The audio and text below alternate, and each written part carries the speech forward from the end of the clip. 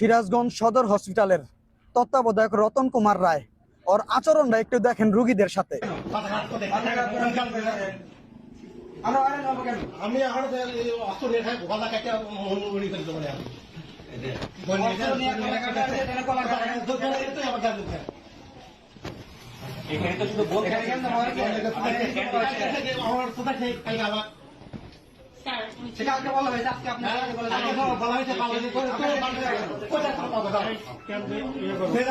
ওর আচরণটা যখন রুগীরা ভিডিও করতেছে, ও তার প্যান্টের চেন খুললা রুগীদের সাথে কোন ধরনের ব্যবহার করতেছে।